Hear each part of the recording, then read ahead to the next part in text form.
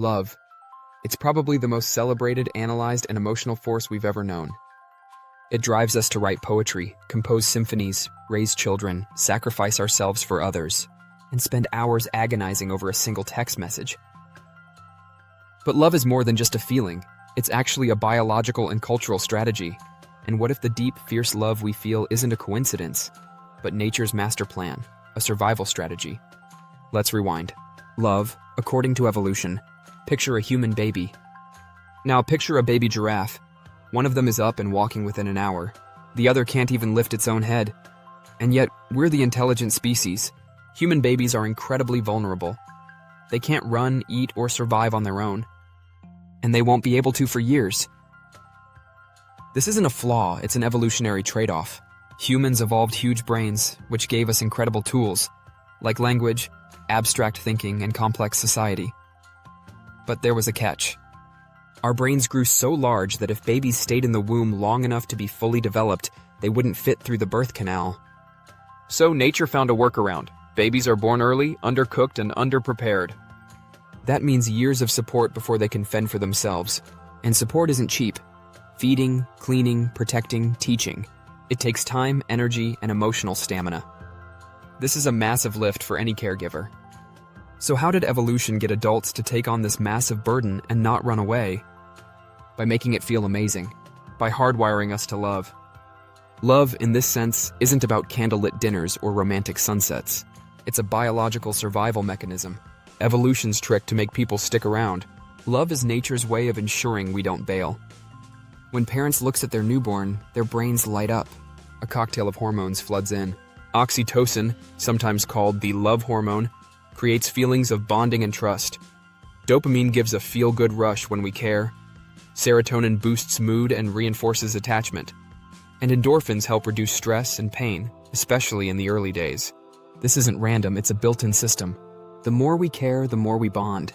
And the more we bond, the more we care.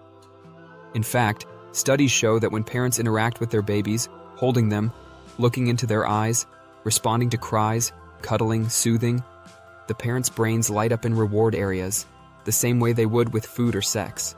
Caring becomes addictive, in the best possible way. And that's exactly what it takes to stick with a child through the long haul. Intense, lasting love. Now, let's talk about romantic love, the roller coaster of human emotions. It's intense, irrational, sometimes painful, but it too may have evolved for a reason. In many early human societies, raising a child was a team sport. 2 caregivers were often better than 1. So pair bonding, staying together beyond reproduction, offered evolutionary advantages. Romantic love became a biological tool to keep pairs together. Some of the same hormones used in parental bonding were repurposed for romantic ones. Oxytocin is released during cuddles and intimacy. Dopamine fuels the excitement of falling in love. And vasopressin, the loyalty hormone, helps keep us committed. This emotional and hormonal symphony helps couples stay together long enough to raise a child, even if it doesn't always work. Many human societies practiced communal parenting or had looser mating bonds. So romantic love isn't universal in the same way parental love is, but it's potent and in many cases it works. Biology gave us the blueprint, but culture filled in the details, because while the capacity for love might be universal, how we love and what we expect from it varies wildly across time and place. In early societies, love wasn't necessarily about butterflies. It was about protection, duty, and legacy. You loved your clan because they protected you. You loved your spouse because they were your partner in survival. You loved your kids because, without them, your lineage ended. But as societies grew more complex, so did the idea of love.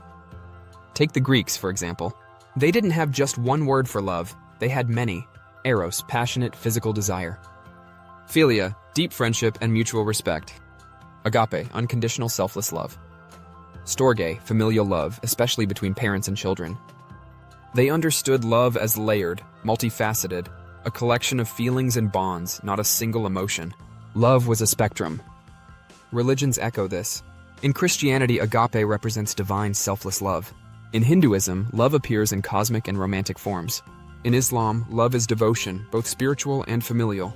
In these worldviews, love isn't just how you feel, it is how you live. In all these cases, love is a duty, a practice, and often a moral obligation. In some parts of the world, love is supposed to happen only after the marriage. People marry without properly knowing their partners, which are chosen by the parents. And it seems to work well. As a matter of fact, for most of history, marriage wasn't about love. It was about land, alliances, and survival. Love was optional. Medieval Europe was no different, especially among nobles.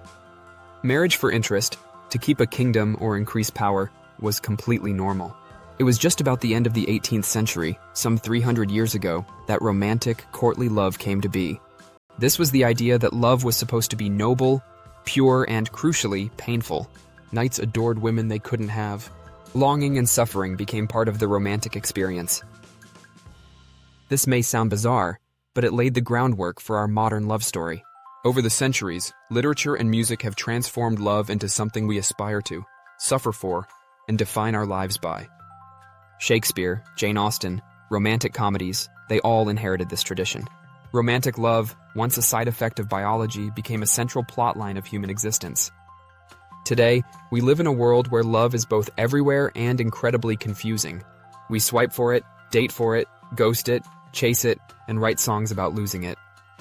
We're told to follow our hearts, but also to choose wisely. To love unconditionally but set boundaries. To fall in love but not too fast. In the last few centuries, especially in the West, we flipped the script. Now we marry for love, and marrying for money is frowned upon. This shift is huge. It means we now chase love for personal fulfillment, emotional security, identity, and purpose, which is beautiful, but also fragile. Because if love is the foundation of a relationship, what happens if the feeling fades?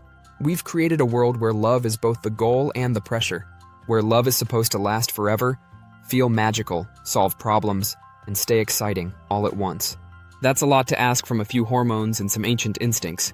When it comes to love, the contrast between expectation and reality can feel quite frustrating and, perhaps, be a component of modern day's high levels of depression and anxiety. The Hollywood happily ever after, perfect, flawless romantic love story is just that, a story.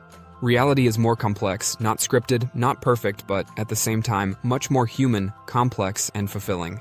And even when a real-life love story ends, it's worth the experience and the personal growth. So, what is love? From an evolutionary angle, love is a survival mechanism. It kept parents from abandoning fragile babies. It encourages mates to stick together. It bonds social groups. From a cultural angle, love is a story, a way we define ourselves, our values, and our connections. And even though love is made of chemicals and stories, that doesn't make it any less real. In fact, it makes it more real. Love isn't just in our brains, it's in our behaviors, our actions, our choices. It's staying up all night with a sick child, in holding your partner's hand during hard news, in calling a friend just to check in making soup, in showing up, in forgiving, in trying again. We evolved to love because it kept us alive. We turned it into art because we needed to understand it. And we still wrestle with it because it matters. Love didn't evolve because it was easy. It evolved because it was necessary, and somehow, in the process, it also became beautiful.